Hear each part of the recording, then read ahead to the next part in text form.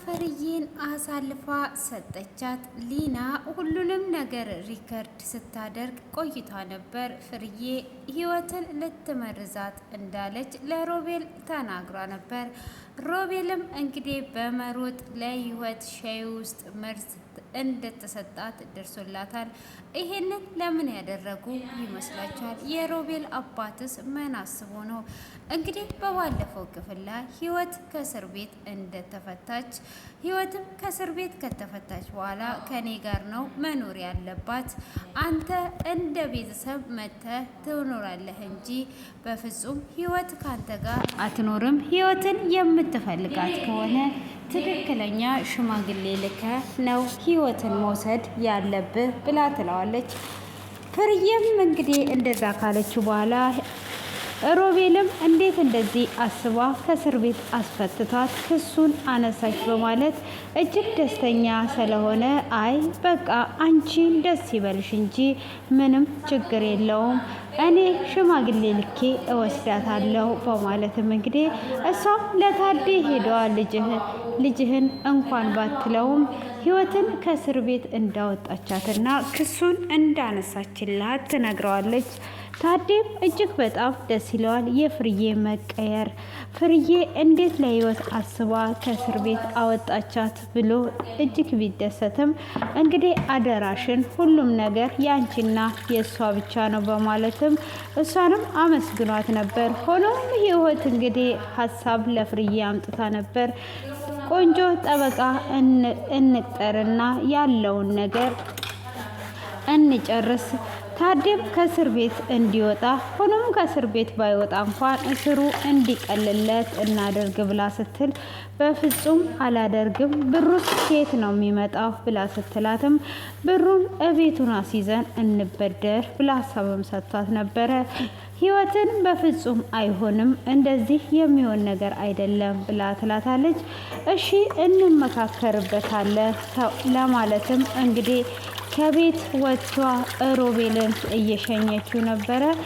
ሮቤልም ከአንቺ ጋር ብሆን ደስ ይለኝ ነበር፣ ሆኖም ግን አሁን አልችልም ብሎ ይላታል። እሷም እቅፍ አድርጓ ከሸኘች አንድ ቀን አብረን መኖራችን የማይቀር ነገር ነው፣ ስለዚህ አሁን አንተ ሂድ ብላ ትሸኘዋለች። እሱም እንግዲህ እሺ በማለት ይሄዳል። እሱም እንደሄደና ትንሽ እንደተጓዘ ህይወትም ወደ ቤት እንደደረሰች ሻይ አፍልታ ፍርዬ ትኩስ ሻይ ነው ያፈላውልሽ፣ ሻዩን ጠጪው፣ አሁኑኑ መጠጣት አለብሽ ብላ እንግዲህ ሻይ ውስጥ መርዝ የጨመረች መስሏት መርዝ አድርጓ እየሰጠቻት ነበር። ጠጪ እያለች እያበረታታቻት ሮቤልም እየሮጠ ወደ ቤት ይመለሳል። ሮቤልም ወደ ቤት ሲመለስ እጅግ ደንግጣ ነበር። ፍርዬንም ሊደበድባት እጁን አንስቶባት እንዴ ጭራሽ በቤቴ መተለት ደበድበኝ ነው ወይ? ምን እየተፈጠረ ነው ያለው? ሮቢ ለምን መጣ? ምንድን ነው እሱ? እያለች እያለ ሊና ድንገት ትመጣለች። ሊናም ልትገያት ልትመርዣት ነበር ብላ ትላታለች። እሷ የምንድን ነው መመርዛት? ለምን መርዛት አለው ብላ ስትልም እንዴ ፍርዬ ደግሞ ምን ያስዋሽሻል? ልትመርዣት አልነበር ብላ ትላታለች። ሊና በመቀየሯ ፍርዬ እጅግ ትደነግጣለች። ፍርዬም እንግዲህ ከደነገጠች በኋላ እኔ ይህንን ነገር እንዴት አደርጋለሁ ልጅስ አይደለች ብላ ስትላትም በዛኑ ሰዓት እንግዲህ ሊና ያቀደችው እቅድ ስለነበረ ከሮቤል አባት ጋር በመነጋገር የሮቤል አባት እንግዲህ አሁን ድረስ ፍርዬን ይፈልጋታል ማለት ነው። ሆኖም እንግዲህ እሷ ሊናን ይሄንን ትዕዛዝ ያስተላለፈላት እሱ ነበር። ከእሷ ጋር ስታወሪ ሪከርድ አድርጊያ ሰላላት። ሊናም እንግዲህ ፍርዬ ደውላ ዛሬውኑ ህይወትን መመረዝ እፈልጋለሁ፣ መርዙን እንድትልኪልኝ እፈልጋለሁ ብላ ትላታለች። ምን ነው ፍርዬ የቸኮልሽ አልመሰለሽም ወይ ብላ ስትላትም ጠላቴን በአንድ ጎጆ ውስጥ አብረን መኖር የለብንም፣ ስለዚህ ከጠላቴ ጋር በአንድ ጎጆ ውስጥ መኖር ስለማልፈልግ አሁን እመርዛለሁ ብላ ትላታለች። እንዴትስ ልትመርዣት አሰብሽ ብላ ስትላት እሷም ሻይ አፍልቼ ሻይ ውስጥ ጨምሬ ሰጣታለሁ በሻይ አይሆንም እንዴ ብላ ትጠይቃታለች። እሷም በምትጠይቃት ሰዓት እጅግ በጣም ተዘጋጅተሽ ነበራ እየጠበቅሻት የነበረው ብላ ስትላትም ምን ጊዜ መፍጀት ያስፈልጋል ሁሉንም ነገር ቶሎ መጨረስ ነው እንጂ ብላ ትላለች። በዚህንም ሰዓት እንግዲህ ሊና ሪከርድ እያደረገቻት ነበር። ሆኖም ፍርዬን ለምን ልትመርዣት አሰብሽ ብላ ስትጠይቃት ሮቤልም ሁሉም ሲያፋጥጣት እኔ አላደረኩም ብላ ዝም ብላ ነበር። ሆኖም እንግዲህ ሊና ይሄንን የቀዳችውን ሪከርድ ትከፍተዋለች። እሷም ያንን በመክፈት ፍርዬ ምንም ነገር እንዳትናገር ታደርጋታለች። ፍርዬም እጅግ ትደነግጥና ዝም ትላለች። ሆኖም እንዴት ይሄንን ነገር ልታደርጊ አሰብሽ? ለምንስ ነው ያደረግሽው? ምክንያትሽ ምንድን ነው? በማለት እንግዲህ እየጠየቋት ይገኛሉ። ሊና ከዚህ ውስጥ እንደሌለችበት እጇን ለማውጣት እንግዲህ ለምን እሷ ሀሳቧን እንደቀየረች ባይገባቸውም እና ለምንድን ነው እንደዚህ ያደረግሽው ተብላ ፍርዬ ስትጠየቅ ምንም አይነት ምላሽ አልነበራትም። ሁሉንም ነገር ዝም ነበር ያለችው። ሊና እንግዲህ መርዙን ለመመረዝ እኔ እንድተባበራት ነበር የጠየቀችኝ። እኔም እሺ ብዬ ከሷ ጋር ተባባሪ ሆኜ ነበረ። ሆኖም እንግዲህ እኔ ተባባሪም ቢሆን ህይወት እንድትጎዳ አንተ እንድትጎዱ ስለማልፈልግ ነው ብላ ትላለች። እና አሁን እኮ መርዙን ጠጥተዋለች። ምን እያልሽ ነው ያለሽው? ያለውን ነገር ተናገሪ እንጂ ብሎ ይላታል ሮቤል። ሮቤልም እንደዛ በሚላት ሰዓት አይ ምንም አይነት የመረዝኩት ነገር የለም፣ ስለዚህ የሆነው ነገር ሁሉ ውሸት ነው ብላ ትለዋለች። መርዙን እኔ እንዳመጣ ስለላከችኝ እኔ ደግሞ የተፈጨ ስኳር ነበር መርዝ ነው ብዬ የሰጠዋት፣ ስለዚህ ህይወት አልተመረዘችም በማለትም ትነግረዋለች። እሱም ደስ ይለውና ፍርዬም እንዴት ነው አንቺ እንደዚህ ያደረግሽው ብላ ስትላትም እንደውም አንቺ እኮ ህይወትን ማመስገን አለብሽ። ህይወት ጥሩ ሰው ባትሆን ኖሮ በአሁን ሰዓት እስር ቤት ነበር ራስሽን የምታገኙ ብላ ትላታለች። ህይወትም እንግዲህ ምንም ነገር አልተናገረችም። ሮቤልም በይ ከአሁን በኋላ አብረን የምንኖር ይሆናል፣ ልብስሽን ያዥና እንሄዳለን ብሎ ይላታል። እሷም እሺ በማለት እንግዲህ ልብሷን ታዘጋጃለች። ልብሷንም አዘጋጅቷ ከወጡ በኋላ ሊናም አብራቸው ነበረ። ሊናንም እጅግ በጣም ትሰድባታለች። ለምንስ ነው ልትረጅኝ ያሰብሽው? የረሳውልሽ መሰለሽ ወይ? ስለት ይዘሽ እስር ቤት ገብተሽ ልትገይኝ ያልሽ ልጅ ነሽ። አሁን ምን ፈልገሽ ነው ልታድኝኝስ የፈለግሽው? ብላ ትላታለች። እሷም እኔ ምንም ነገር አልፈለግኩኝም፣ እኔ ላድንሽ የፈለግኩት ሮቤልን ስለምወደው ነው። አንቺ ከተጎዳሽ ሮቤል ስለሚጎዳ ነው እንጂ አንቺን ፈልጌሽ ወይ ላንቺ አዝኜ አይደለም ያዳንኩሽ ብላ ትላታለች። እሷ ይሄ ነገር አሳማኝ አልሆነላትም። ይሄ ውሸትሽን ነው። ታዲያ ይሄንን መርዝ አብራችሁ ልትመርዙኝ የተስማማችሁት ምክንያቱስ ምንድን ነው ብላ ትላታለች። ይሄንንም ሰዓት ሊና የምትመልሰው ምክንያት ይጠፋባታል።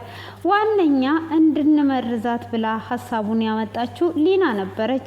ከእስር ቤት አስፈቻትና ጠላትሽን እንዴት በህይወት እንድትኖር ትፈቅጂላታለሽ? እሷ እንድትሞት ነው ማድረግ ያለብሽ ብላ ነበር ፍርዬ ከእስር ቤት እንድትወጣና ለፍርዬም ይሄንን ሀሳብ ያቀረበችላት። ስለዚህ እዚህ ጋር ህይወት መስቀለኛ ጥያቄ በምትጠይቃት ሰዓት ምንም አይነት ምላሽ ለሷ ልትመልስላት አልቻለችም ነበረ። ካዲያ ለምን ያንን እንዳብራራሽ ይሄንንም አታብራሪም መልሽልኛ ብላ ትላታለች። እሷም የምትመልስላት መልስ ካጣችም በኋላ ሮቤልም ታያት እንጂ ህይወትሽን እኮ ነው ያዳነችልሽ፣ ሰው ሆኖ የማይሳሳት የለም ብሎ ይላታል። አይ እንደዛም አይደለም ብላ ትላለች። ሆኖም እንግዲህ ሊናም ፈቃደኛ ከሆናችሁ ከዚህም በኋላ ጓደኛሞች እንሁን በማለትም ትጠይቃቸዋለች። ሮቤልም እሱ በደስታ እሺ በቃ ጓደኛሞች እንሆናለን፣ ካሁን ወዲህ ግን እንደዚህ አታድርጊ፣ የህይወትን ነፍስ ስላተረፍሽልኝ አመሰግናለሁ ብሎ ይላታል። ሆኖም እንግዲህ ህይወት በፍጹም ይሄ ነገር አይሆንም፣ ይሄን ነገር እንዲሆን አልፈልግም ብላ ትላለች። እንዴት ነው እሷ እኮ ህይወትሽን ያዳነችው እንዴት እንደዚህ ትያለሽ ብሎ ሲላትም ህይወቴን ብታድንም ጓደኛዬ እንድትሆን በፍጹም አልፈልግም፣ ከጎዳኝና ሊገለኝ ስለት ካመጣብኝ ሰው ጋራ በህይወት ልኖር አልፈልግም ብላ ትለዋለች። እሷም እንግዲህ እንደዛ በምትለውም ሰዓት እሱም እንዴ ይሄን ያህል ምንድን ነው እሱ በማለትም ቢላትም ህይወት በሉና ተቀጥሉ በማለት ጥሏት ትሄዳለች።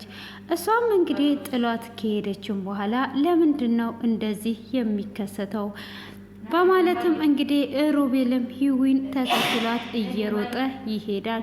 እሷንም ተከትሎ እየሮጠ እያለ በዛኑ ሰዓት ሊና ለሮቤል አባት ትደውልለትና ይኸው ነገሮቹ ሁሉ ተሳክተዋል፣ ስለዚህ አሁን ማድረግ ያለብን ነገር ካለ ሁሉንም ነገር እኔ ጨርሻለሁ፣ መቀጠል እንችላለን ብላ ትለዋለች። እሱም እንደዛ በምትለው ሰዓት ምንድነው እሱ በማለትም እንግዲህ ይጠይቃታል።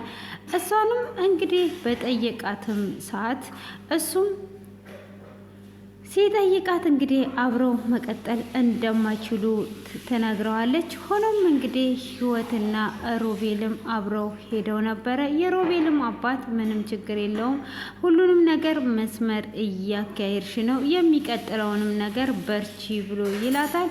እሷም እንግዲህ እሺ በማለት ለመበርታት ታስባለች። እቅድን ሁሉ ንገረኝ ብላ ስትል እንግዲህ ቤትም ሊከራዩ እነ ሮቤል በየቦታው እየፈለጉ ሲሄዱ ቤቱን ሊያገኙት አልቻሉም ነበረ።